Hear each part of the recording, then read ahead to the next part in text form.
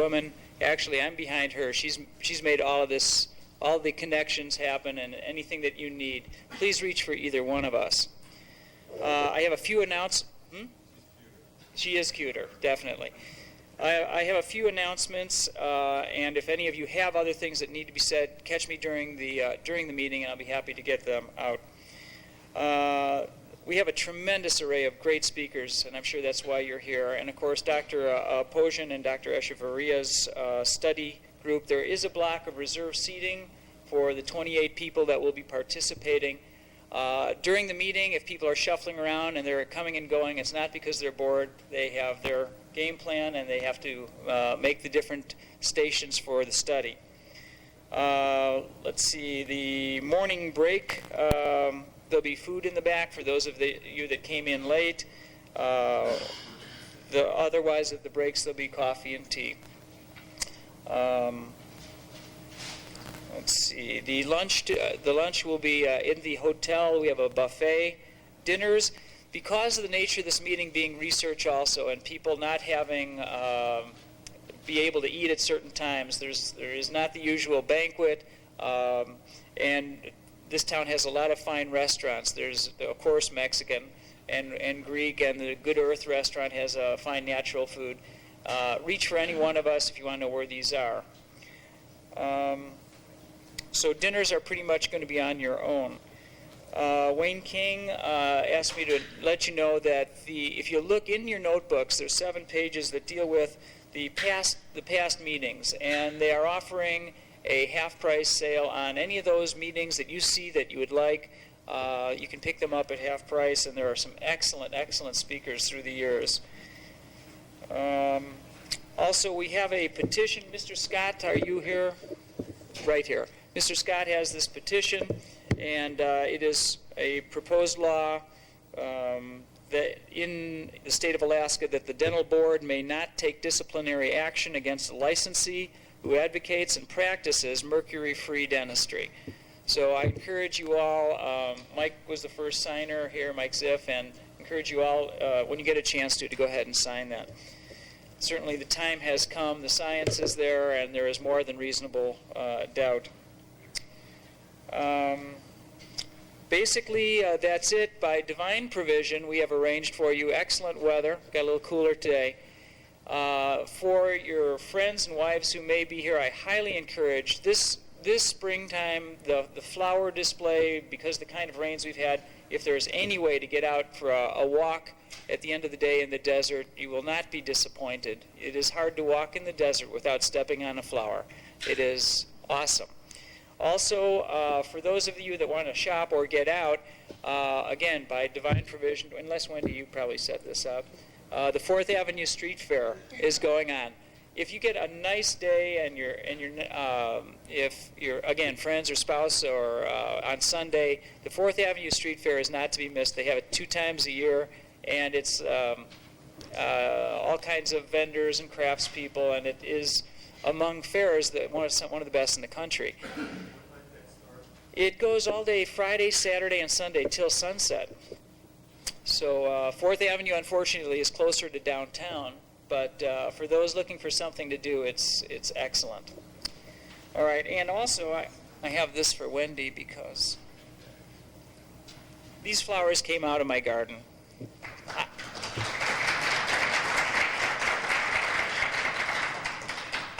I didn't plant the flowers. The sun nourished them. I just had the good fortune of enjoying them, appreciating their beauty. And I want you to know Wendy is working with me now. She's going to be going on to bigger and better things. And I just want to tell you how much I appreciate you.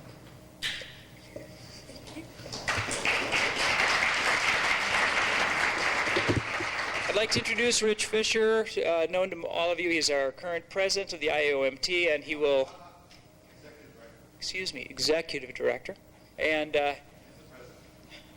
oh, you want Michael? Yeah. That was Michael interrupting. Rich will come in and introduce our speakers, and thank you all for coming. Thank you.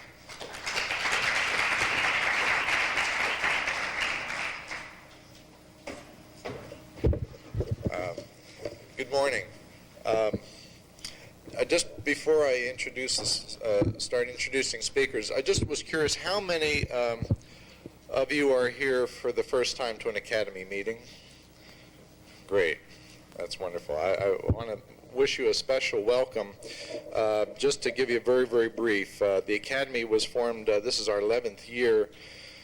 It was formed back in 1984 by 13 people. Murray Vimy was the instigator who got these people together, and there were people basically who had heard seminars about that mercury fillings were bad for you, but realized that the science was painfully lacking. And so this academy was put together with the express purpose of, number one, finding out what the science existing said about the subject, and number two, to support research to fill in the holes where there were holes. And in the 10 years that we've been in existence, we've put well over 6 figures into research. Everything that comes into this academy that doesn't go to actually putting on these meetings goes into research. So we thank you for your support. And I think you're going to enjoy what you see here and hear here for the next couple of days. Our first speaker today is Dr. Michael Ziff, who most of you have heard and seen. Dr. Ziff is received his Doctor of Dental Surgery from the University of Michigan. He's a fellow of the International Academy of Oral Medicine and Toxicology. He has authored and co-authored several books on this area, and he's also currently our executive director. I want to give a warm welcome to Dr. Michael Ziff.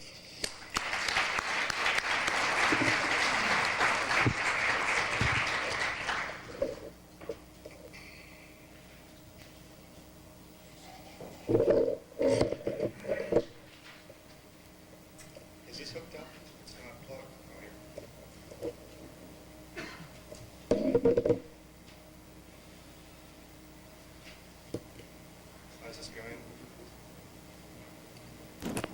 Now can you hear me? Okay.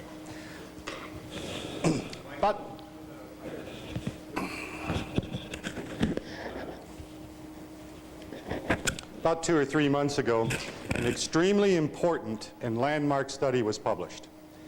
This study was very broad, very comprehensive, and addressed an issue that raised a considerable ruckus in the dental profession. The study was an evaluation of dental education. Several of the recommendations of this study group I'd like to point out to you. One is that the group recommended a closer integration between medical education and dental education. The second recommendation that I feel is very important is that they recommended the establishment of a specialty within dentistry called oral medicine. These specialists, perhaps to have 2 degrees, MD and DDS both, as a result of their dental education. The response of the dental profession was its typical insightful response and predictable.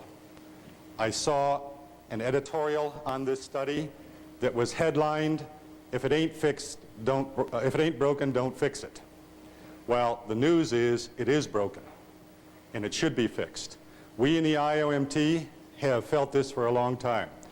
We have, as a result, we have established an educational program by the Educational Committee, the IAOMT, which consists of the 4 past presidents, with Dave Reggiani, past President Dave Reggiani, as chairman of this committee. Beginning in Philadelphia, we will have 1 session of the 2 days devoted to workshops, breakout workshops.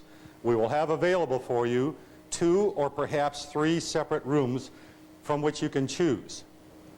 These will be 4 one-hour workshops in all of these 2 or 3 separate rooms, including one which will be Mercury 101, 102, etc.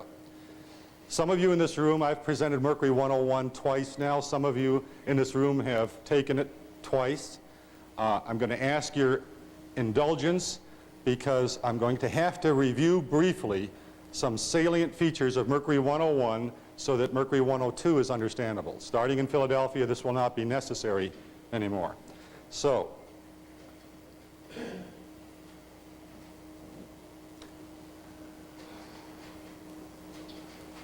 let's begin with a brief review of some important features of Mercury 101. First of all, mercury is an element. When it exists uncombined, it is called atomic or elemental mercury. Mercury is unique in that at normal temperatures, it is in liquid form. But a very important feature of mercury, and one we all must know very thoroughly, is that mercury vaporizes very readily, even as low as 10 degrees centigrade. In other words, well below the temperature that water converts from the liquid physical state to the solid physical state, mercury is still converting from the liquid physical state to the gaseous physical state. And this rate of vaporization doubles for every 10 degrees Celsius elevation in temperature. The atomic weight of mercury is not terribly important to us, other than to notify us that this is what qualifies mercury as a heavy metal. Atomic weight of 200.59. The atomic number of mercury is very important. It is 80. When mercury is in its neutral state, this means there are 80 positively charged protons in the nucleus and 80 electrically charged negatively charged electrons revolving around the nucleus. The atomic number of mercury is 80. The atomic number of mercury is 80. The important feature here is that mercury, especially when it's in its vapor form, readily oxidizes to form ions, and then these ions then form monovalent mercurous mercury compounds or divalent mercuric mercury compounds. The process of ionization is the dissociation of a substance in solution into ions.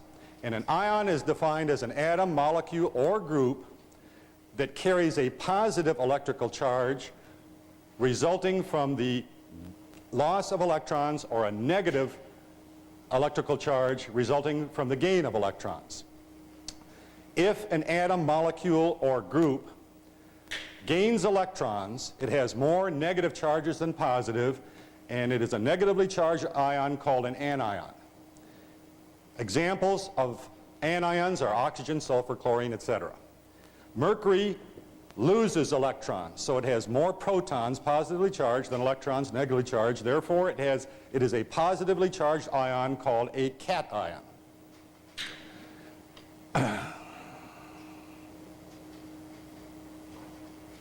This occurs by the process called oxidation reduction, which is a chemical reaction in which one or more electrons are transferred from one atom or molecule to another.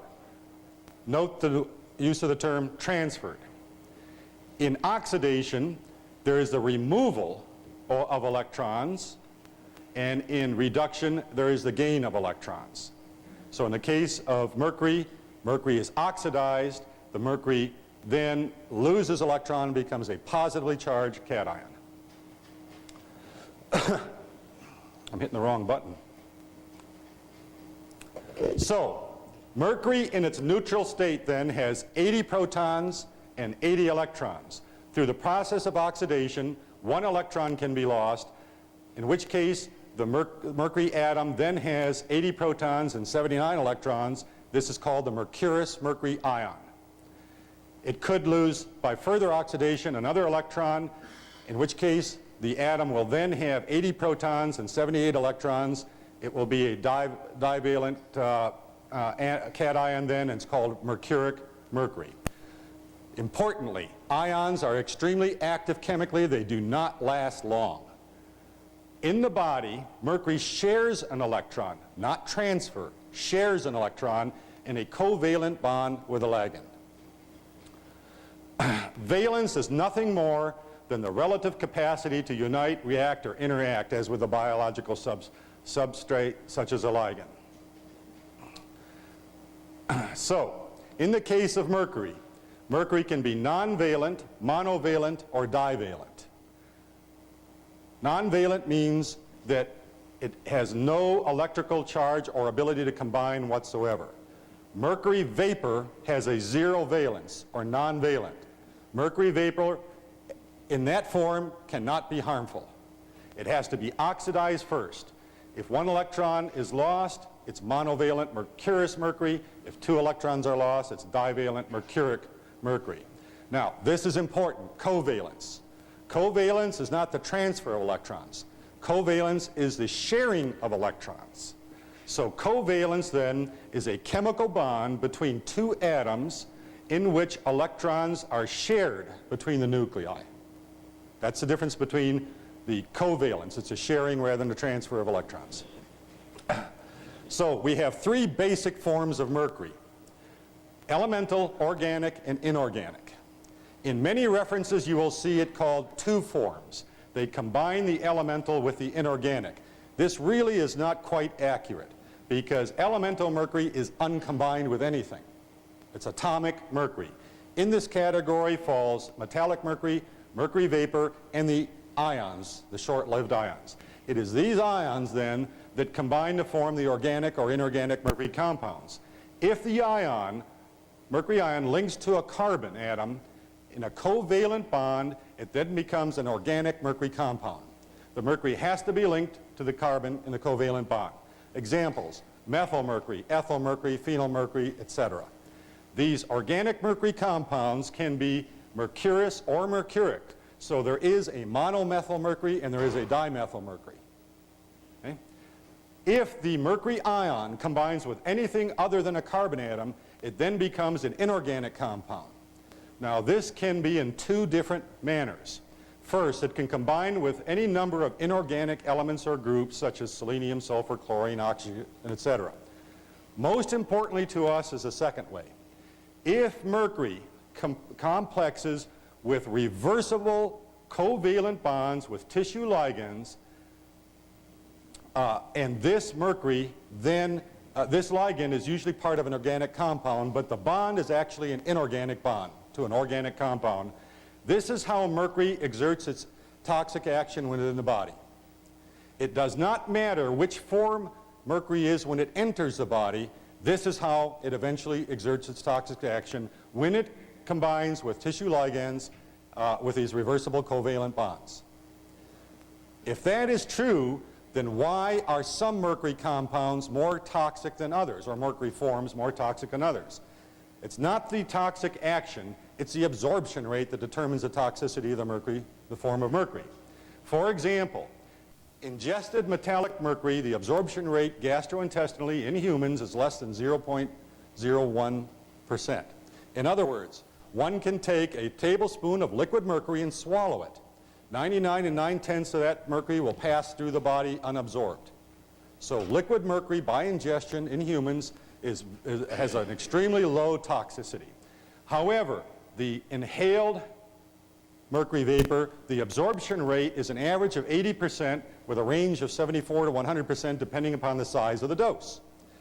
The larger the dose, the lower the absorption rate. The smaller the dose, the higher the absorption rate. The average is 80. This is what you'll see in the literature. So if one were to take that tablespoon of liquid mercury and hold it under the nose, heat it to 98.6 degrees Fahrenheit, 80% average would be absorbed rather than 0.01%. So this is an important figure for us to remember because this is what we're dealing with, mercury vapor. The average absorption rate of mercury vapor by inhalation in humans is 80%. What's the atomic number of mercury? See how simple this is? You only have to remember one number, 80. That's all. Now, there are many forms of inorganic mercury vapor. I selected one from the US EPA document, mercuric nitrate, because this is a form of mercury that was formerly used in tanning of felt. This is a form of mercury responsible for the Mad Hatter's disease, Danbury shakes, etc. The absorption rate by ingestion of mercuric nitrate is less than 15%, which is 1/6 the toxicity of mercury vapor. Ingested methyl mercury. Most of the information on organic mercury is all methyl mercury. This is the type derived from fish or used as a fungicide on grain and tobacco, things of this nature, is 95 to 100% absorption by ingestion. So we can see very simply now the two most toxic forms of mercury, and they're very close to one another. Methylmercury by ingestion, mercury vapor by inhalation. Now, a ligand. We've heard this term several times already. What is a ligand? Very simply, a ligand is an organic molecule that donates the necessary electrons to form covalent bonds with metallic ions. Now we see why we have to know the previous information. We have to know what covalent bonds are and the ionization procedure, etc. The most common and prevalent tissue ligand for mercury, body ligand, is the sulfhydryl or thiol ligand, which is the sulfur-hydrogen combination. The sulfhydryl is defined as a highly reactive group, that is the sulfur-hydrogen combination, that is characteristic of mercaptans and is present in many biologically active compounds such as proteins, enzymes, enzyme inhibitors, cell membranes, etc. Now we have a new term, mercaptan. What is a mercaptan? A mercaptan is defined as any compound containing the sulfhydryl group bound to carbon. That's the definition. This particular combination has such an affinity for mercury that it was given the term throughout antiquity of mercaptan, which is from the Middle Latin for mercurium captans, which means seizing mercury. So we see how strong that affinity is. All right, the strongest affinity for mercury is that of selenium. After that come several tissue ligands in descending order of affinity. First the sulfhydryl, but there are others as well. Next the phosphoryl, carboxyl, amide, and amide. Now this slide presents some interesting thoughts. Two questions. One is this: we are told by the dental profession that there is more mercury in a tuna fish sandwich than you could ever get from your amalgams, and methylmercury is far more dangerous. Well, there is information on public record from the National Academy of Sciences, which is the most prestigious group of scientists in North America. They have a document on mercury that they published in 1978. In this document, there is a full chapter on methylmercury derived from the diet. The National Academy of Sciences reviewed the literature, found that fish and seafood that contain mercury also contain higher levels of selenium. They cited 23 studies by that time demonstrating the protective effect of selenium against mercury toxicity, and concluded that methylmercury derived from fish is not as dangerous as methylmercury derived from other sources. Those other sources being the treatment of grain and tobacco without the selenium. This is not to say that methylmercury from fish and seafood is not harmful. It's just the harmful effects are definitely mitigated by the presence of selenium. The other question that comes to mind then, if mercury has this strong affinity for selenium, much stronger even than for tissue ligands, what happens if we were to give our patients selenium that have already been exposed to mercury? Well, I don't think anybody really knows exactly what happens. Chances are any mercury that becomes bound to selenium will not become biologically active, but we don't know that for certain, do we? It's just theoretical. The second point that's important is what happens if we administer to our patients chelating agents such as DMPS and DMSA, whose function is dependent upon the sulfhydryl radical that they have in them. It's the sulfhydryl in DMPS and DMSA that chelates the mercury. If the mercury is already bound to selenium in the body, can the DMPS and DMSA pull out the mercury from the selenium combination? And if not, if it's left in the body, is it harmful or not? These are questions that nobody has the answers to yet that I know of. And I think we ought to keep them in mind when addressing the selenium question. Okay, now we will move into Mercury 102. We are now going to discuss in detail the absorption of mercury in the various forms which it is released from dental amalgam. These forms are vapor, ions, mercury compounds, metallic mercury, and abraded particles. First, mercury vapor. Mercury vapor is lipid soluble and has no electrical charge. Mercury vapor is fat soluble and is electrically neutral. This is very important because these are the qualities that determine the ability of mercury vapor to penetrate cell membranes and thus enter not only the body but the cells of the body very readily, very rapidly. You will hear it said and see it written, the quote, highly diffusible, unquote, form of mercury. That's mercury vapor. Mercury vapor can enter the body either by inhalation, mucosal contact, or dissolve, or it can leave the fillings and become dissolved in saliva, foods, or fluids. If this occurs here, then the contact point will be the GI mucosa. The absorption rate will depend upon the form of mercury that was formed, whether it be an inorganic or organic compound. It can also contact the mucosa directly, especially in the oral cavity and the nasal cavity. One of our IAOMT members in Sweden, Dr. Mats Hansen, did an experiment on a subject that he was able to find himself, and he tested this fact, and he found that yes, mercury vapor in the oral cavity will penetrate the oral mucosa, no doubt about it. He conducted an experiment proving that. The absorption rate is unknown. The route of entry would then be the blood and then into the tissues. Now, most of our knowledge on mercury vapor is inhalation, and most of that is oral. We do know that it should be contacting the mucosa of the nasal cavity, in which case it will penetrate the mucosa, but at a rate that is unknown at this time, and the route of entry would be the blood into the tissues, but also the nerves. Back in the 1920s, Professor Stock demonstrated the retrograde axonal transport of mercury, going through the nerves, bypassing the blood-brain barrier.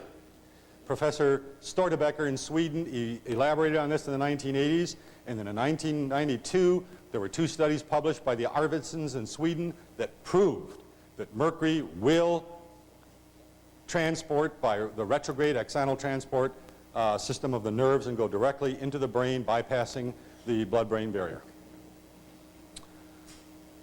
The only absorption rate that is known is that of the inhalation orally of mercury vapor, which is an average of 80%. What's the atomic number of mercury? Simple. Next, let's look at metallic mercury and abraded particles. We've already discussed that metallic mercury has an extremely low absorption rate in the gastrointestinal tract, 0.01%. Therefore, and that's through the GI mucosa, therefore most of metallic mercury will be eliminated without absorption. Abraded particles, what happens to them? Very little is known about this. We do know abraded particles come off. Likely, there will be mercury dissolved from the abraded particles, and the absorption rate will depend upon the form that it takes. Is this a factor to be considered? Well, not much attention has been given to it until about 3 or 4 years ago when doctors Christer and Ingemar Malmström in Sweden conducted a study. They are both dentists in Sweden. They had several patients who had had their amalgam fillings removed 2 to 3 years previously that still had symptoms of mercury toxicity. The Malmströms were convinced that it was still mercury toxicity, even though the amalgams had been removed 2 to 3 years previously. So they conducted a fecal analysis on these patients. Fecal analysis takes specialized neutron activation equipment. It's extremely expensive and difficult to come by, but they had it available. They conducted a fecal analysis and found high levels of mercury, silver, copper, tin, and zinc in the feces of these patients. There aren't many places or ways that human beings can be exposed to that combination of metals: mercury, silver, copper, tin, and zinc. About the only way you can be exposed is through dental amalgam. They concluded then that these patients had abraded particles lodged in diverticuli and even perhaps intestinal rugae. So they put the patients on a very high fiber diet, and lo and behold, they got better 2 to 3 years after amalgam removal. So this is something you may wish to keep in mind, this potential. Next, mercury compounds. The absorption rate of mercury compounds depends upon the compound. They may be organic or inorganic. In the case of organic mercury compounds, the only one that's been widely studied is methylmercury, which is a form of mercury found in fish, seafood, and also has been used as a fungicide on grains and tobacco. The absorption rate by ingestion through the gastrointestinal mucosa of methylmercury is 95 to 100%. For inorganic mercury compounds, depends on the compound, the range of absorption rate is from 0 to 25%. The average given is around 10% for the average of inorganic mercury compounds. So we can see the relatively low toxicity of these forms of mercury. Although there are mercurous chloride and mercuric chloride should be mentioned.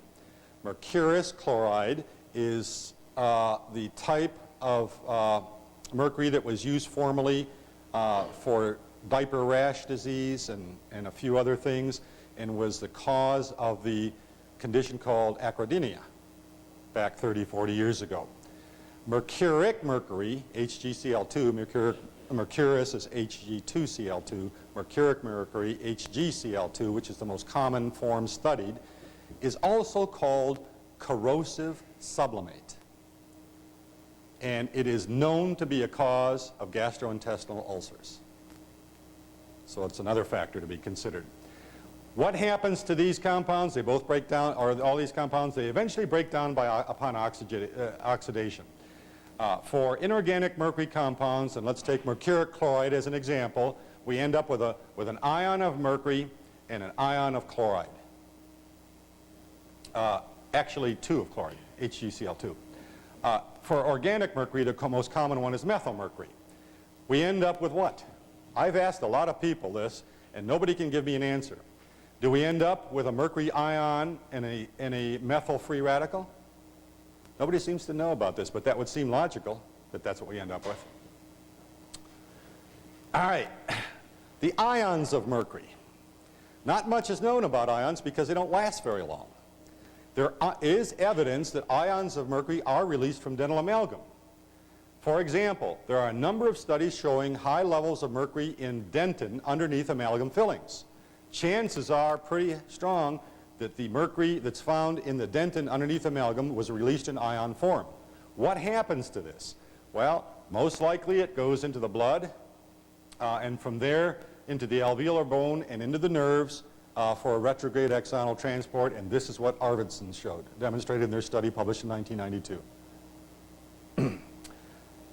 Also, chances are mercury in ion form enters the GI mucosa adjacent to amalgam fillings.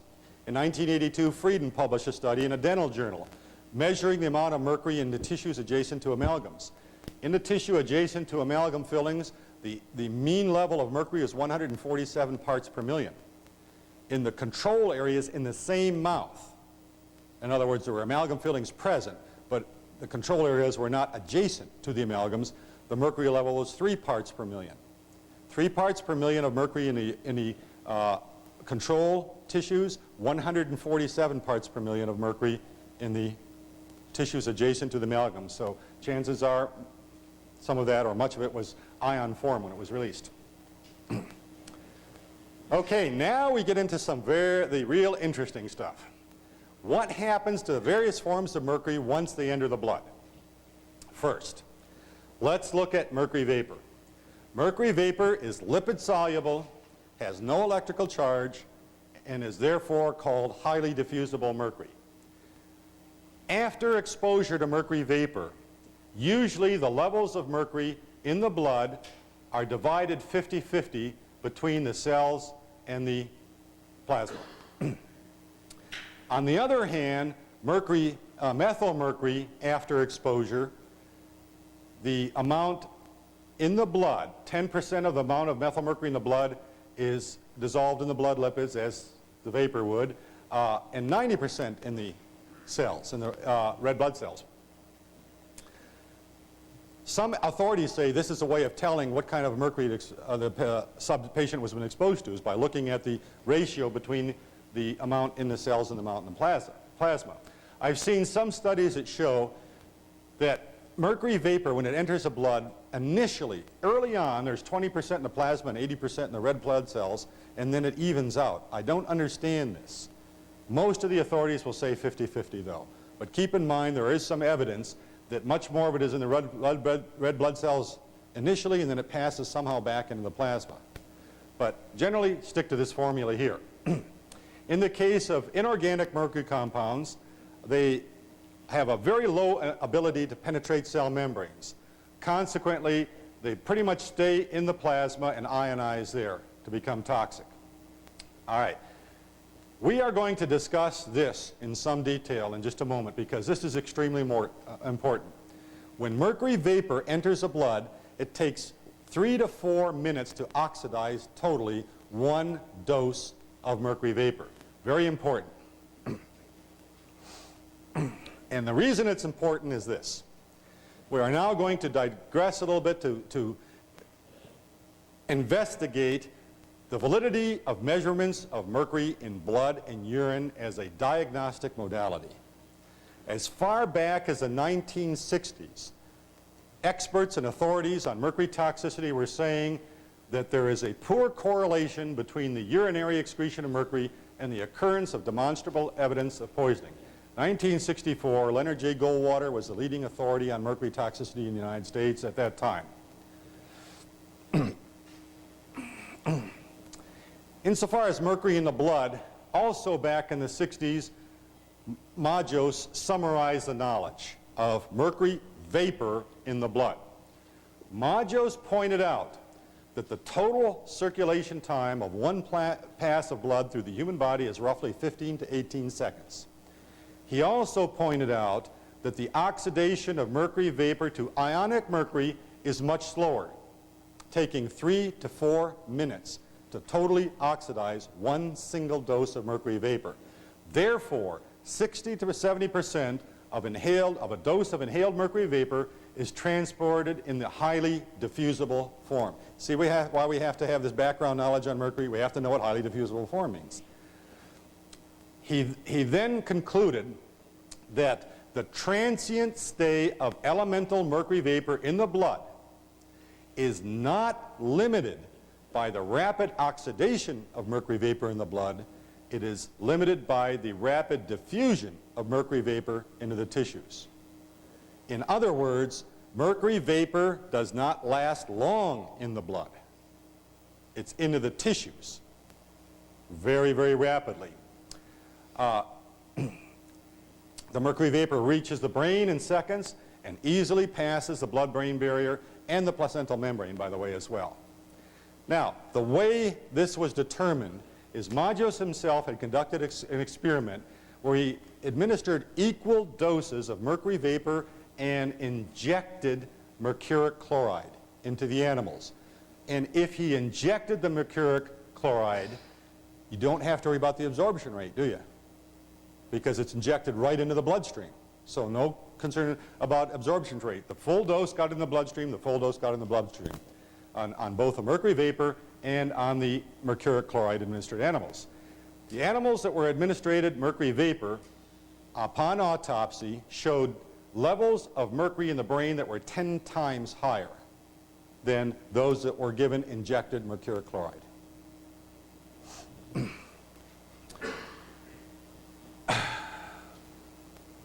Now, in 1973, the US EPA came out with its document on mercury vapor, or on mercury, excuse me. In this section on mercury vapor, the US EPA had this to say: indices of metal accumulation and exposure are urgently needed. It has been shown that metal levels in available biological material, that is blood, urine, and hair, might give an approximate indication of recent exposure, but with few exceptions, cannot be used to calculate metal concentration in critical organs or in whole body. In other words, then, measurements of mercury in blood and urine and in hair for mercury vapor are not valid indicators. There will be a slight elevation showing exposure, but will not have any relationship at all to what's in the body. This was first in 1973. The US EPA updated this document in 1984. And kept this conclusion. In 1991, the World Health Organization document on inorganic mercury, Environmental Health Criteria 118, had this to say about mercury vapor. There are at present no suitable indicator media that will reflect concentrations of inorganic mercury in the critical organs under different exposure situations. One important consequence is that concentrations of mercury in urine and blood may be quite low soon after exposure has ceased, despite the fact that concentrations in the critical organs may still be high. In 1984, the National Institute of Dental Research and the ADA concluded this, and this was published in Journal of American Dental Association, quote, "The distribution of mercury into body tissues is highly variable, and there appears to be little correlation between levels in urine, blood, or hair and the toxic effects." In 1987, the ADA published an article called "The Use of Mercury in Dentistry, a Critical Review of the Recent Literature" by Langan, Fan, and Hoos, all employees of the ADA. Their conclusion on dental amalgam mercury was on page 878, quote, "The blood and urine mercury concentrations of subjects with dental amalgams indicate that the magnitude of the absorbed dose of mercury from this source is substantially less than the lowest mercury concentrations reported to cause adverse health effects." They showed a table of the studies with the blood and urine measurements. So apparently, these employees of the ADA had not been reading their own journal, which in 1984 said that these indicators are not valid. Not only that, but in their own article on page 873, 5 pages before the conclusion, they themselves stated, "The biological monitoring of mercury concentrations in blood, urine, and hair has failed to produce an exact relationship between these parameters, organ concentrations, and the toxicity. And further, because of the number of variables affecting toxicity, clinical symptoms or degree of effect cannot be predicted precisely by biological monitoring." So not only were these employees of the ADA not reading their own journal from 1984, they were not even reading their own article. Because to this day, the dental establishment says that dental amalgam is harmless because the levels of mercury found in the blood and urine do not cause adverse health effects. Now, let's now look at mercury tissue distribution. In the case of inorganic mercury compounds, and mercuric chloride is the one that's widely studied, about the only one that's widely studied, the distribution in the tissues after exposure to mercuric chloride is widely differentiated and widespread through the body. The highest levels are found in the kidney, followed by the liver, the spleen, and then the brain. These compounds do not easily penetrate blood-brain barrier or placental membrane. Mercury vapor, on the other hand, easily penetrates the blood-brain barrier, easily penetrates the placental membrane. Other than that, the distribution is similar to the inorganic mercury compounds. Much higher levels in the brain tissue, much higher levels in the unborn babies. In the case of methylmercury, we've already seen that a large amount is in the red blood cells, much larger than the other two forms.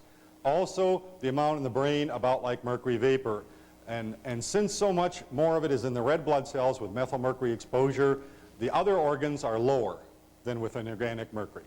Methylmercury not only penetrates the blood-brain barrier, but also the placental membrane. Now, we are now going to start our discussion of the basic fundamental mechanisms of action of mercury. Yes? You're talking about the brain there. Are they talking about this cerebrospinal fluid and the cord? Or are they just talking about the brain itself? No, that includes the CSF. The blood-brain barrier is the specialized membranes of the capillaries leading into the brain tissue. In Mercury 103, we're going to get into some detail on cell membranes. So that would include the CSF. Casseret and Duell's Toxicology, the Basic Science of Poisons, is pretty much the standard reference for toxicology. In this reference book, it states this, chapter 19, page 606, quote, "The primary mode of action of both kinds of mercury," now here in Casseret and Duels, they include mercury vapor or elemental mercury in with inorganic mercury.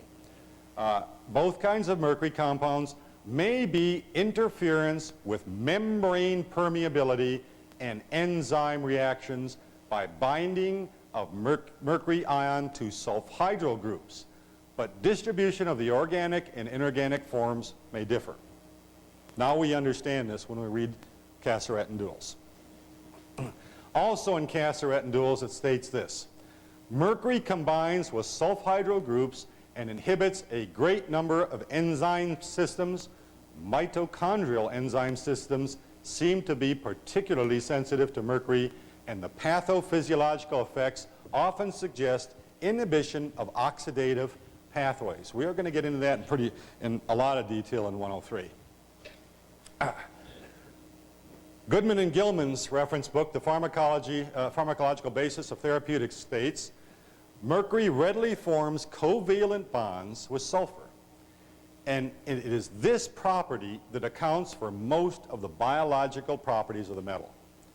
When the sulfur is in the form of a sulfhydryl group, divalent mercury replaces the hydrogen atom to form mercaptides. A mercaptide is defined as a compound in which mercury binds to the sulfur of a protein. So that will be a mercaptan then before it binds. It'll be called a mercaptan with a sulfhydryl. After the mercury places the hydrogen on the sulfhydryl, it is now called a mercaptide. Goodman and Gilman's goes on to say, mercurials, even in low concentrations, are capable of inactivating sulfhydryl enzymes and thus interfering with cellular metabolism and function. Cellular metabolism and function. Metabolism. Mercury is a metabolic poison. Back in 1980, Professor Louis Chang at Arkansas summarized the knowledge at that time. Already, by 1980, it was known that mercury in low concentrations causes blood-brain barrier dysfunction, leading to irregular neural metabolism. It was known by 1980 that mercury causes anabolic disturbances, for example, changes in RNA and protein synthesis. It was known by 1980 that mercury in low concentrations causes enzymatic system disruption, particularly those of the glycolytic pathway, Krebs cycle, and of mitochondrial respiration. That's the oxidative route of catabolism. Mercury, it was known by 1980, causes a destruction and in situ denaturation of cellular protein. It was known by 1980 that mercury causes a breakdown of biological membranes. These are some of the things we're going to be getting into in 103, 104, etc.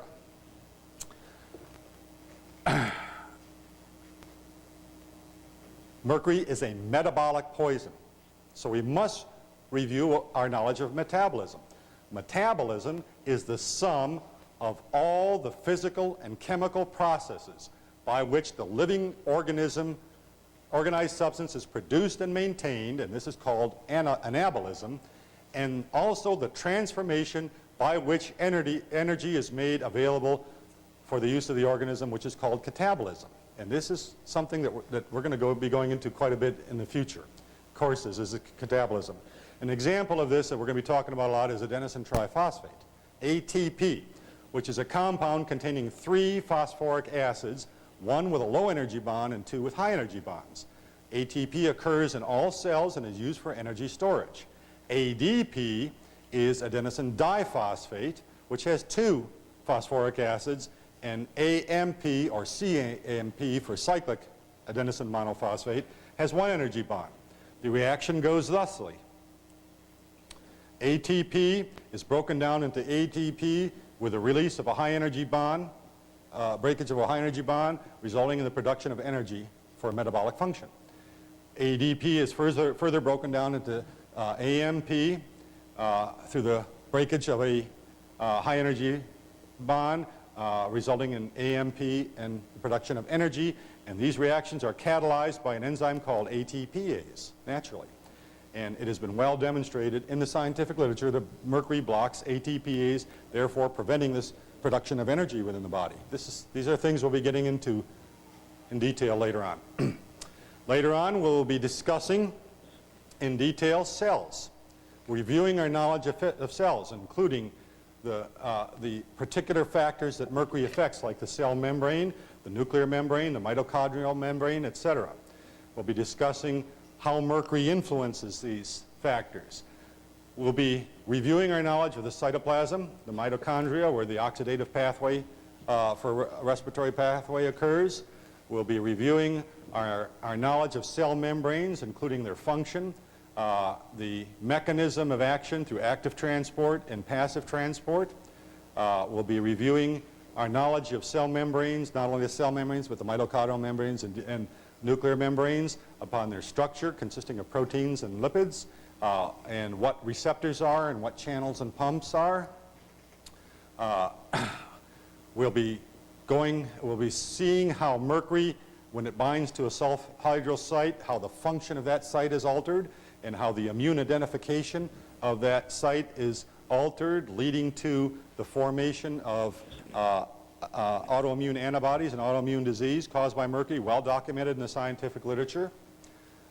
We'll be discussing not only the cell membranes, but particular enzymes, hormones, hemoglobin, the cholinergic receptors in cardiac muscle, which transmit the vagus nerve impulses and contain sulfhydryls. Myosin, which is one of the three major protein components of muscle, which contains two classes of sulfhydryls. How mercury interferes with the disulfide linkages of collagen and disrupts the collagen formation.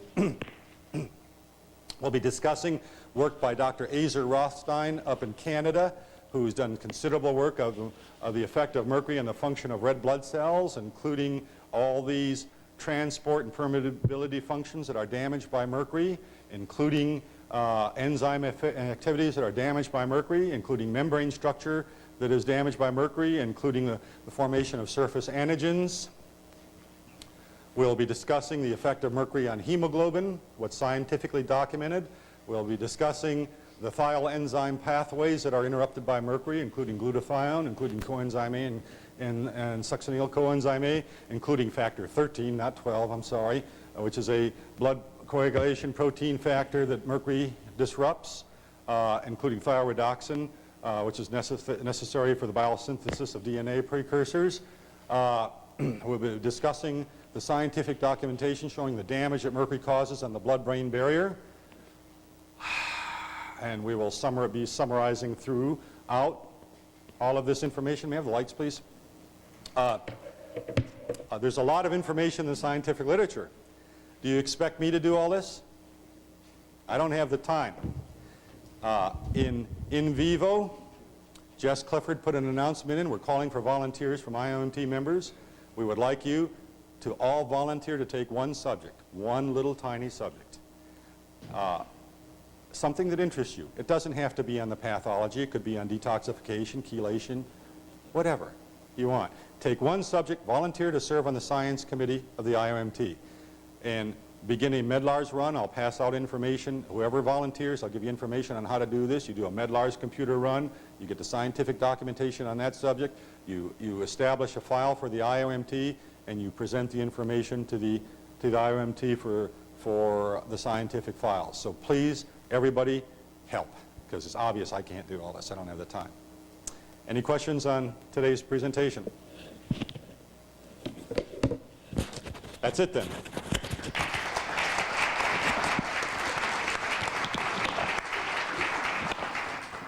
Thanks, Mike.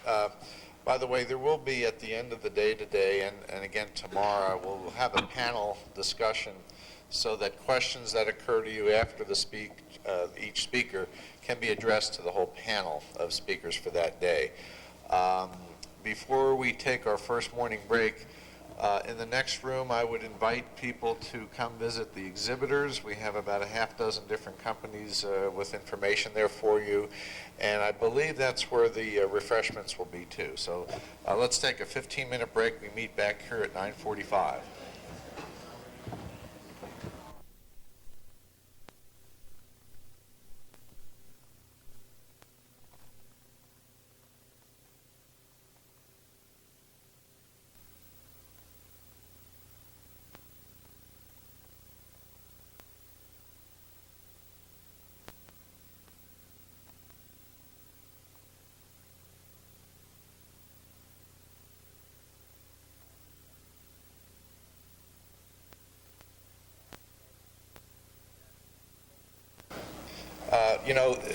The Academy's focus has been, for a number of years since its inception, really the biocompatibility and the toxicology of dental amalgam, with focus on the mercury part of it, which is rightfully so. But that is we really need to understand that there are 4 other metals there, and we need to understand a little bit of the toxicology of that. We haven't really spent much time or effort on learning this, and our next speaker is going to address this, and I think the timing is right.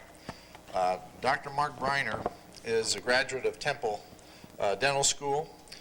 He's a fellow and board member of the International Academy of Oral Medicine and Toxicology, and he also is the co-founder of the Center for the Healing Arts in Orange, Connecticut.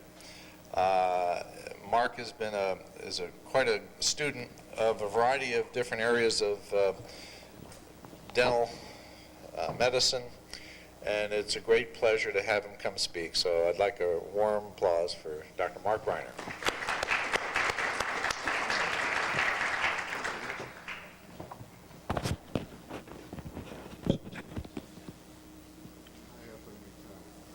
High up on the tie. How's that?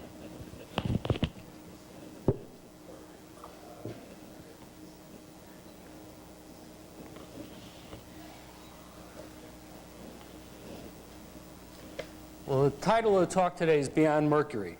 And some of this will be looking at some of the other metals. I mean, Michael's been telling me for about 10 years that the issue on mercury is dead.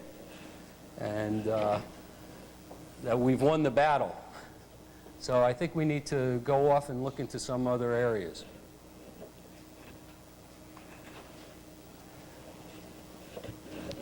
You know, in doing a search and starting to look at things, there's tremendous amounts out in the literature on the copper, the tin, the zinc.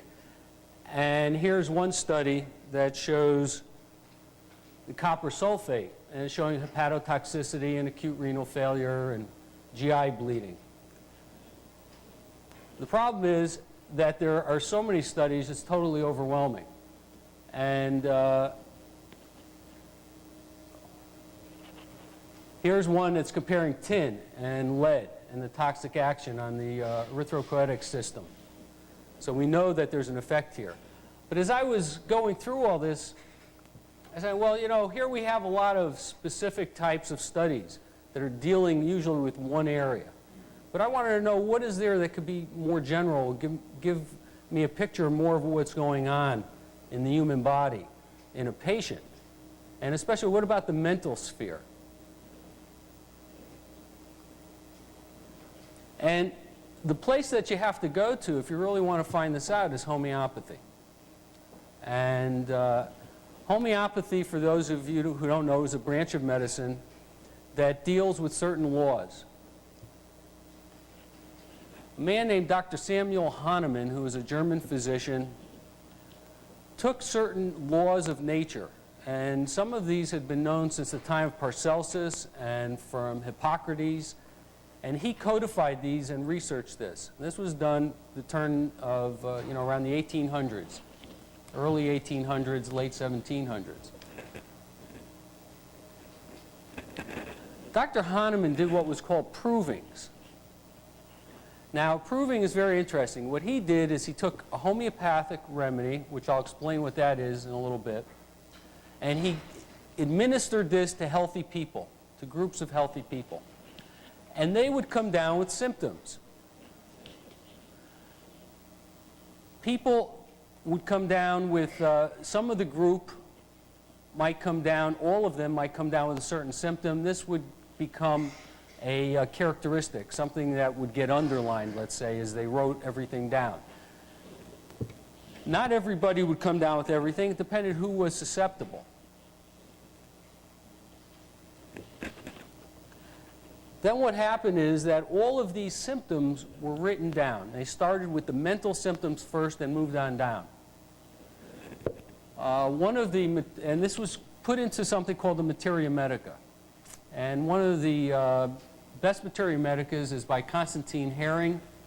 And what's interesting with Dr. Hering is Dr. Hering was a German physician, and he was sent to disprove homeopathy, to find out what Dr. Hahnemann was doing and to prove that it was a bunch of hogwash.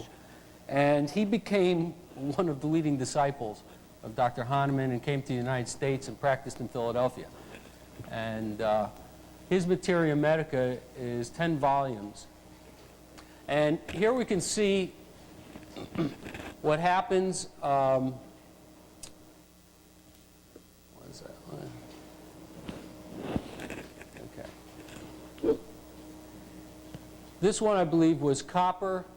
This is, no, this, it's up off the screen. This is tin. And we see with tin we have the effects on the mind: sadness, with aversion to men and disinclination to talk, withdrawal. Okay. And now that can go back up a little bit. Continued restlessness, anxiety, and in this they go into specific cases and talk about this. This is more, you see, then they go into the head, the inner head, and I'm not going to bore you going through all this, but I think it's important if you really want to find out what the action of mercury or tin or copper or zinc or anything is, you go to the Materia Medica, and it's all described, and all different symptoms. And here, when they'll have a little mark, this means that this is more of a prominent symptom, showed up in a number of the provings. You have provings here for copper. This is just the metal. And again, you go down to the head, the face, the nose, the mouth. Strong metallic, slimy taste with flow of saliva. Constant protrusion and retraction of the tongue like a snake. And I'm sure all of us dentists, we've seen patients that have had that kind of symptom. And again, they go down the extremities, the skin. Effects on sleep. And then you can do silver, and the same thing.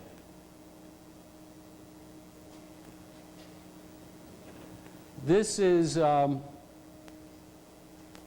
you see you have even all the different forms, like this is nitrate of silver. And just like when they had copper, there's copper sulfate, and there's, you know, all the different just copper, elemental copper, and all the different forms of copper.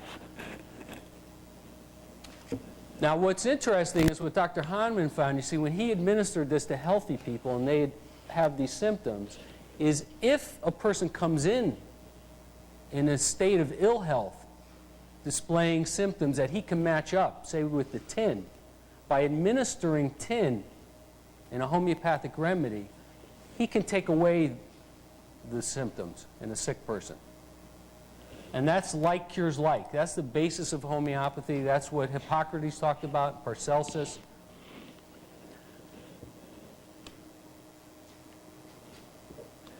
But what I find is amazing is he used what's called a homeopathic remedy. And this is where we start to go off beyond mercury. And we actually go off beyond a lot of things, kind of out into space. Because what a remedy is, it's diluted and it's succussed.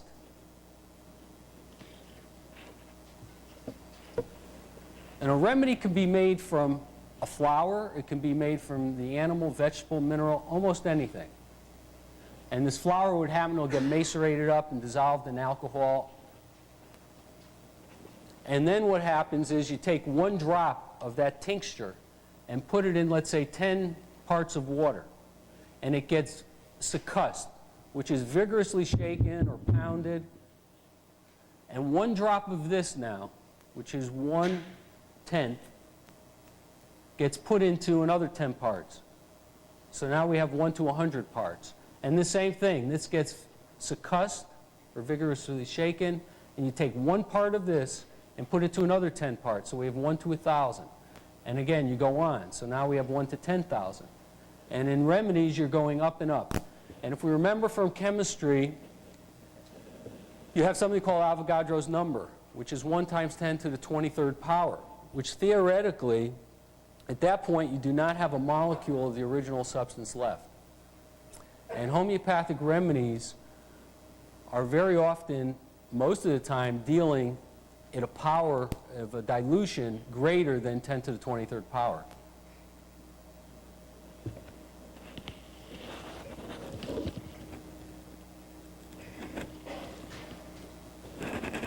So the question becomes then, how can there be a reaction to something diluted to such a degree? I mean, this seems impossible, doesn't it?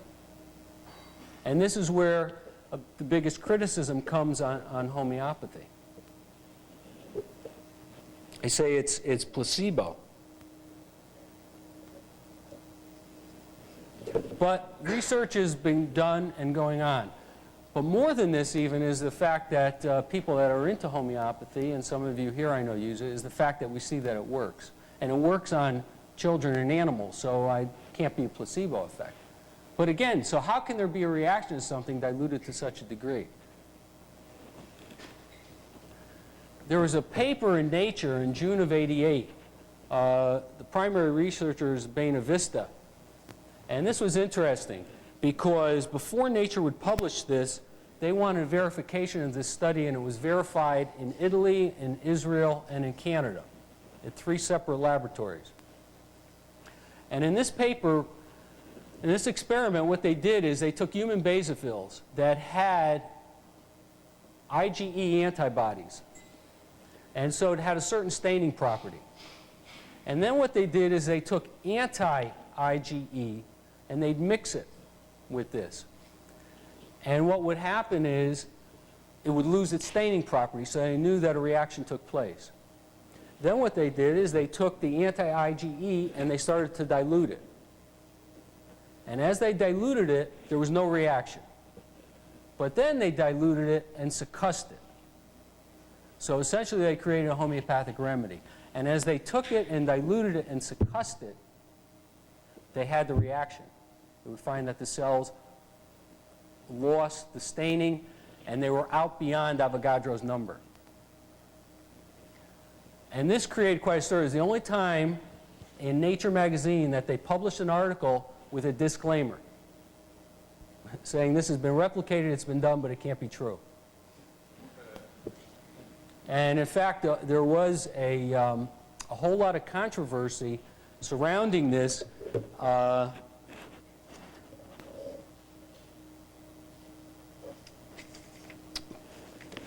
And there was a lot of acrimony. They went to his lab, certain people, they took Randy the magician and did a real scientific overview of this. But at any rate, the thing is that it has been, at this point, there have been other studies that have been done to show that indeed this does happen.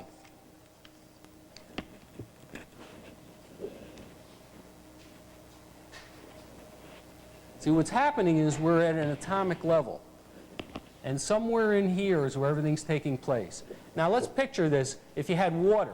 Because what Buena said, he said, well, if we believe Avogadro's theory and we're beyond the point where we have a molecule of the original substance left, what had to happen now with this dilution is that the water had to have memory. The water had to be changed in such a way that it now picked up the vibration and picked up the signature, if you will, picked up the imprint of that anti-IgE. Because how else would you get a reaction at a dilution beyond Avogadro's number? And what happens is, if you have, let's say, 2 hydrogen atoms, and you have an oxygen atom, you have your water now. Well, this is like a magnet. in the sense that you have a north pole and a south pole. This is an electric dipole when you have the H2O. Now, water usually comes in groupings of about 300 to 400 molecules. And what happens is that those molecules will arrange in a certain pattern, just like iron filings on a tape, on a videotape or on an audio tape, will arrange in a certain way and hold information. What happens is this water ends up holding information.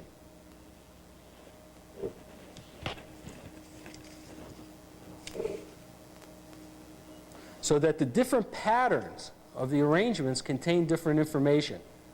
And each structure has its own oscillation pattern. And this has been proven spectroscopically.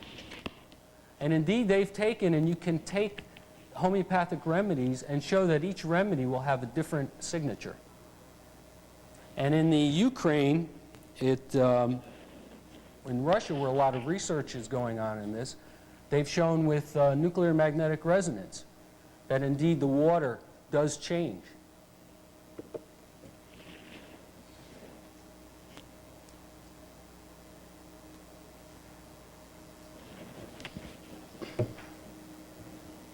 And in England, there's a biophysicist named R.W. Smith who has done over 12 years of research. And what he's done is he's taken people with allergies, and he's gone and used homeopathic dilutions, and he can neutralize their allergic response.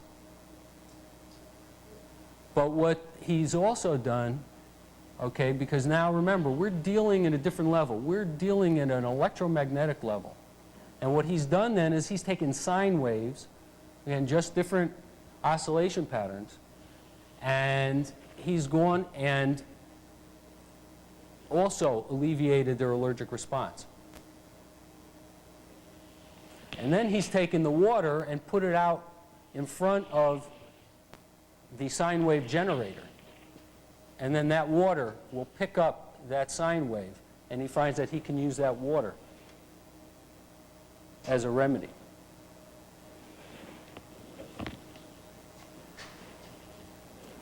So we get into a realm of energetic medicine. And if we look at it as this, and we picture things happening electromagnetically, we're into a whole different paradigm. And a lot of people get very upset when you talk about energetic medicine. But the thing is, just like when the Academy started, and we talked about mercury, well, the thing was, there was a lot of research out there. You know, Michael was talking, the Academy was formed in 1984, and he was citing a lot of work that was done and what was known about mercury back in 1980 or even earlier. So there was a lot out there. It's the same thing with this. There's a tremendous amount out there. But it's going to be in the world of physics, a lot of this. You know, every organism, they've shown that every cell in the body emits light, emits photons. Every living cell. And these photons, which are really electromagnetic waves, have a certain resonance. And that disease is really a disturbance of this resonance.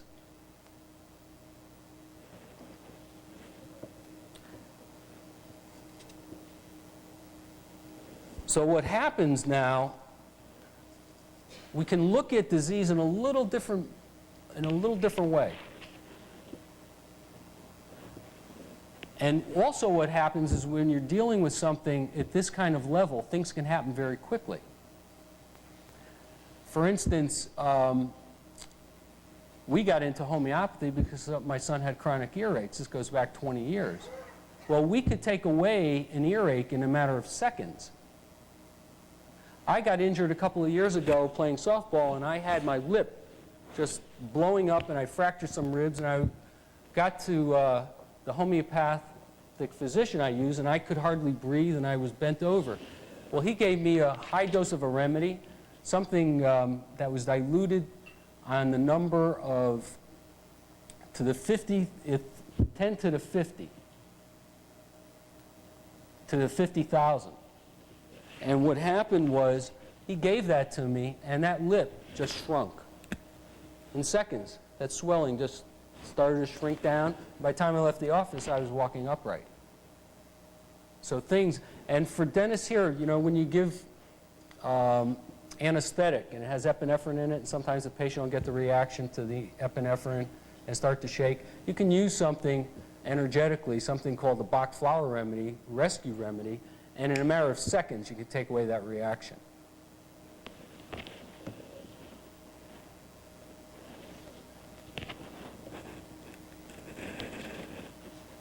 And we've also seen, all of us who've removing amalgams, you know, we see things happening in the chair. We see things clear up in the chair. Last week I had a woman who came in and she has all sorts of reactions and very allergic, and she came in and said, you know, I've just been so depressed lately, I don't know what's going on. But as I'm taking out the amalgams, she bolted upright in the chair, so she's having a reaction. And then waited about a minute and she laid back down, and afterwards when we were done, and what I was worried about was sometimes she gets a reaction, she starts to take off all her clothes and runs off. But she said she didn't know what was happening, but she started to have a reaction, but then it passed. And she said what was interesting was the depression passed also. And I talked to her yesterday and she said that depression has never come back. And see, and she's mercury toxic. But that's not mercury toxicity per se, as we know of it. Because those toxins didn't pass out in a matter of seconds. We're dealing at an electromagnetic frequency, and we change that. And it's just like this is a health history, and just about all of these symptoms we can attribute to mercury. Right? I don't know if you can all read that, but that's where I got these from the symptoms of mercury. But they can be from other things also. So the question becomes, you know, is it mercury, or do we have to look elsewhere? And what is the best way to treat this patient? Is it to take out the amalgam? Is it to take out a root canal? Or is it just to give a remedy or a sine wave? What's in the best interest of the patient?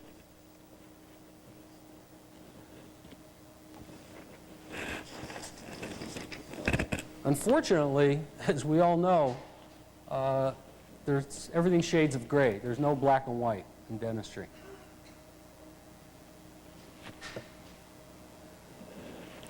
Now, one of the people who was looking into this area was Dr. Voll. And Dr. Voll was a German physician, and he was an anatomy professor, and he was an acupuncturist, and he was a brilliant man. He was also a ham radio operator, was very much interested in electronics. So what he did is he knew that there was a difference over the acupuncture points on the skin as far as resistance and as far as electron, as far as energy. So he devised equipment to measure this.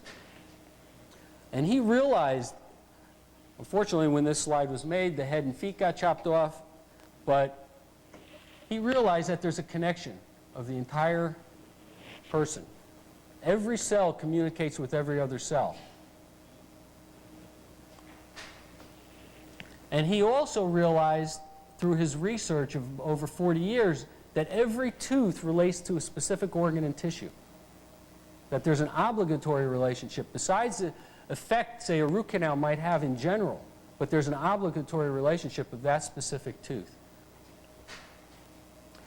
And this equipment, this one is something called the Computron, which is based on his equipment. And really what it is an ohm meter, and it measures, you go onto the point and you measure the difference in resistance. And you're measuring electron flow. You're measuring at a level of energy. And I bring this up because there are things that we can tell by going into this area that you can't tell otherwise. You know, it's estimated by physicists. Let me see if I have this figure. And, you know, Michael was talking about all these different reactions that mercury has, and we're talking at a biochemical level.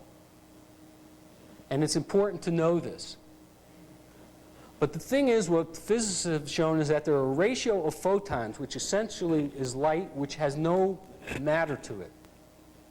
and that the ratio of these photons to particles of matter, which are called nucleons, is a constant in nature, and it's 9.746 times 10 to the 8th power. So that in science, what this ratio means then, this ratio of non-matter to matter, if you will, if you're only in science looking at the part that's matter, you're only covering about 1/billionth of all the phenomena in the cosmos.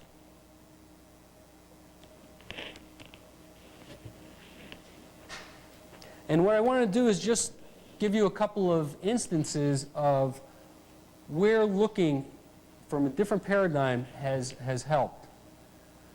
This patient was interesting. Her initial visit was April of '94. She had a root canal done in June of '93. She was perfectly healthy before that, and then sometime after that she crashed. And she was in Florida. She had a total physical collapse, extreme fatigue, but her main symptom was severe tachycardia and chest pain. And this was not helped at all by drug therapy.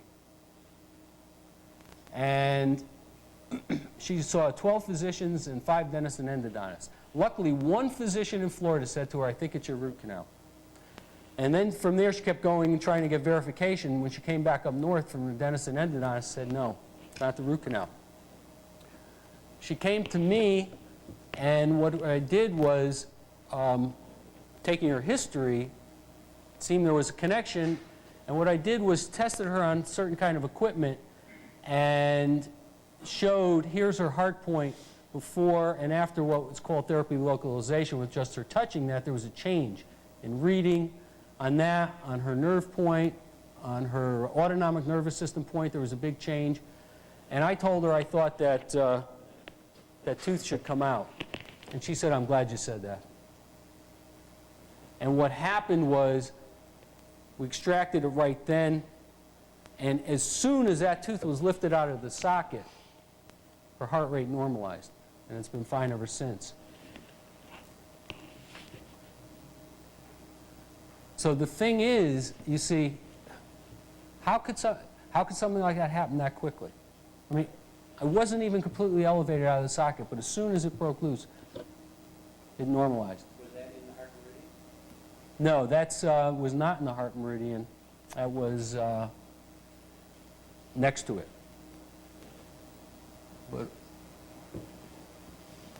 But the thing is, without testing energetically, that gave me real confidence that this was something that was affecting her.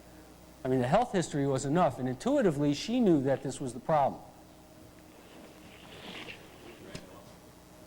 And well, this is the biopsy. It was a periapial granuloma, chronic osteitis, and necrosis. It was tooth number 19.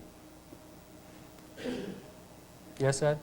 Doesn't that call up an interesting speculation as to the education of the doctors who made the previous diagnosis? Well, the thing is, they're dealing, you know, from a different viewpoint. Their paradigm is totally different. And that's actually the paradigm. Ed was saying, does this bring up interesting speculation on the education of the physicians and dentists who looked at her? But, you know, they're coming from the point which we all came. So in a way, we really can't fault them. But why, you know, this periapical, is this really, you know, what was the problem? I mean, how, taking the tooth out, did that correct the heart rate? Now, I'll give you one other case, because this one I really find fascinating. This woman was sick since March 91 when she was exposed to a chemical. What happened is they cleaned out her furnace, and they sprayed something in there. When they turned on the furnace, it backed up, and she and her husband and daughter got ill. And she came in, referred in by a physician, and her main thing, she felt she was going downhill rapidly. She was snowballing, she was going to die. That every day she was allergic to something more. She was, you know, breathing in oxygen most of the time. We removed her amalgams. Now what that did is that stopped her snowballing. She got help a little bit, not a whole lot. But she said it was definitely an improvement because it stopped her downward slide. provocative urine was done, showed high lead and tin. She then proceeded to have, well, she said that snowball effect stopped, she was sleeping better, many symptoms were a little better, but it wasn't great improvement. And then what happened was, that was in March. In April, we tested energetically and showed that the wisdom teeth were affecting her allergy and autonomic nervous system point. Now, these teeth were not impacted, but she was a dental phobic. She said, I don't want to touch them. I said, that's all right. So she was going with the physician. She was having chelation therapy and allergic neutralization therapy, but she wasn't getting much help.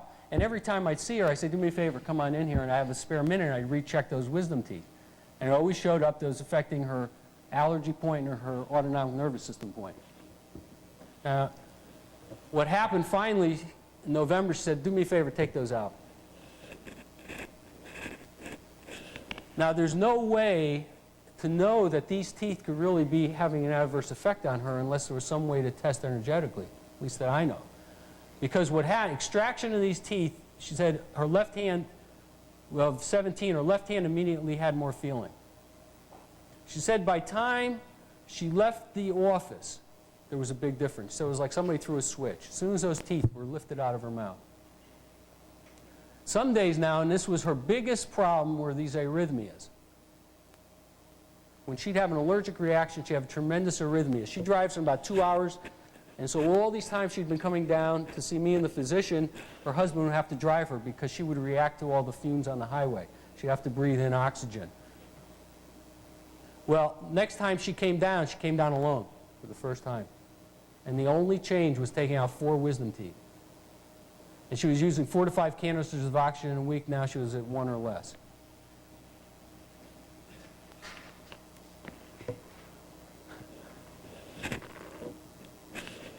And then just a little more on this woman, because this is just absolutely fascinating, I think.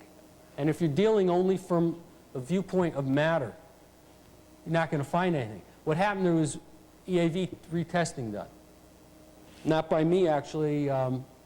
Somebody that teaches me was coming into town. I said, do me a favor and test this woman.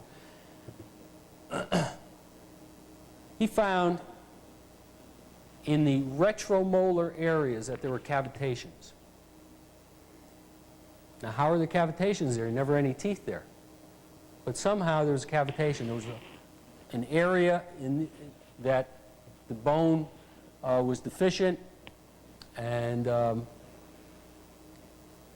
so in these areas we did surgery. And what was amazing was that here's this woman numb. I could do the surgery, she didn't feel anything. But as soon as I went into the cavitation with the burr, she said, oh, that feels so good. She said, it's like something I wanted to scratch and I just could never get to it. And she'd say to me, okay, go over this way a little. Oh, it feels so good. And I'd say, oh, take the burr and go this way a little. And that happened in all 5 areas. We did the 4 wisdom teeth in the first molar area where she had had an extraction. And then what happened? She definitely improved with respect to her allergies. She hasn't needed eye drops, which she was always using because of her allergic response. Her energy's increased. She can't believe her mouth feels so much better. She didn't know she had a problem until it was gone. And she improves every week. She's almost all better at this point. Now, how can you find this out unless you're coming from the viewpoint that there's more than matter, that we have to deal from a viewpoint of electromagnetics? This, unfortunately, when they made this up, they twisted it, but I just want to show these teeth weren't even impacted. And this was the biopsy. I do biopsies on all the cavitational surgeries, and we see this was Nico. And this wasn't really the 3rd molar area, this was the retromolar area. Now, one of the things I talked to Dr. Boku is I've coined a new term because I think to call this a neuralgia-inducing cavitational osteonecrosis isn't inclusive enough, because most of the problems I see with cavitations, there isn't a neuralgia involved. So I like to call it sicko, which is sickness-inducing cavitational osteonecrosis. And matter of fact, last biopsy I sent back, Dr. Boku said that he's liking this term a lot more because he's getting more and more feedback that indeed there isn't neuralgia associated with the NICOs that are being sent to him.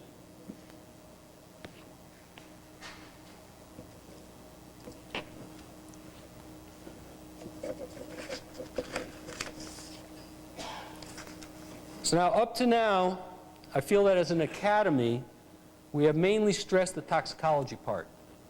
However, the battle over mercury will soon be won, and we need a vision of where we're going. I hope that we move in the direction stressing oral medicine, and not medicine just as we have known it, but medicine that is on the frontier. And as we investigate this type of medicine is backed up by science, and more science is coming out to show what we see clinically and to explain it. But it's going to be explained by the physicists. When we are dealing with a human organism, we are dealing with energy, with electromagnetics, with the divine spirit. Yes, there are things we need to deal with in a physical plane. Yes, provocative urine can show us levels of mercury coming out of the tissues. And yes, the best treatment may be removal of the amalgams. But some patients after removal may have the memory of amalgam imprinted in the cells. And we've all seen this. They may not improve the way we expected. And they may need to be treated energetically to effect the most profound change. Or in some cases, they can be treated energetically without removal of amalgam, and we can see a profound change. So what I hope I've accomplished is to have us realize that we don't have all the answers, and that we must, as an organization, keep an open mind and constantly challenge our assumptions, that we do not so that we do not fossilize like the ADA has. And if we can do this, we will truly have gone beyond mercury. And I'd like to thank you very much for your attention.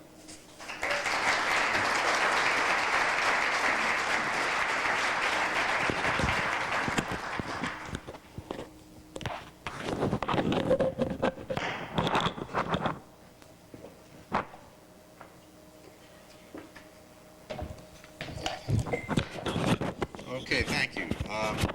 I agree that For a very exciting day.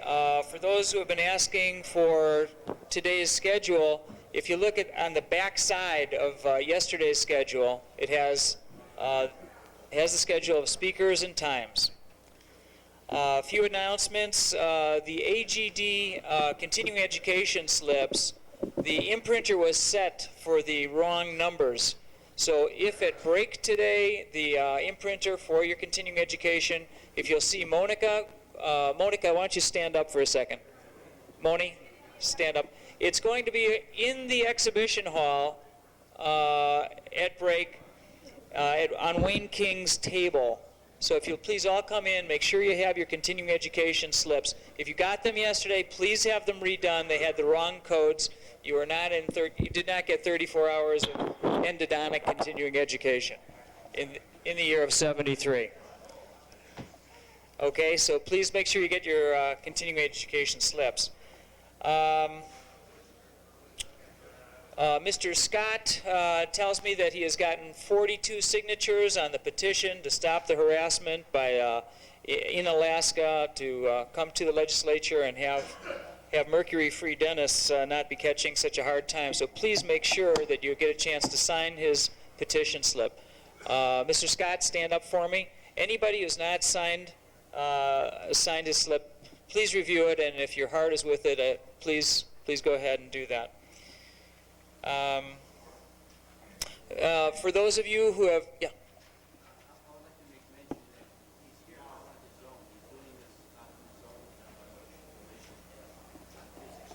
Okay, and the information is Mr. Scott is here at his own expense, has come down to do this. So if you'll please give him the kind of support that he's out there, and what DAMS has been doing for us, we've known certainly throughout the years, and everybody is really doing it out of their own pocket. Speaking of support, please remember that tonight, between 5 and 7, between 7 and 10 in this room, Boyd Haley will be speaking it's a public meeting. It is not sponsored by the IAOMT, but is sponsored by the Complementary Medical Association in conjunction with DAMS. And both groups have done a fantastic job in terms of getting support. So those of you who would like to hear George speak tonight, and Boyd, please come, plan it into your itinerary. We got some good plugs yesterday on the Channel 9, and they did announce the public meeting and also in the newspaper, so we should have some good support. It'll be 7 o'clock in this room. DRNA, well, Rich, you'll make the announcement on this. Okay. Would Doctors Johnson, Jackson, and Lyle please see Ron Dressler? I want to emphasize that several of you who are not members, because you have paid for this conference, have a very small amount to become a member here. And this organization, in the past 10 years, as a very young organization, has contributed to over $100,000 in scientific research. So what this organization about is fantastic. If it wasn't for the efforts of this group, we would not have the kind of research and presenters that you're seeing going on here. So please consider membership. You are supporting not only the way of life that will support you, but good health for so many more people. We need to make these changes, and we need to make them now. Wayne King has his table again in the other room where the AGD slips are. He's got videos from past meetings, and any of the past meetings are there on half price. He's got the fire sale going. So if you have any of the courses that you're interested in, any of the speakers, this is definitely the opportunity to do it. And without further ado, I'll introduce Rich Fisher to you, and have a wonderful meeting. Thank you.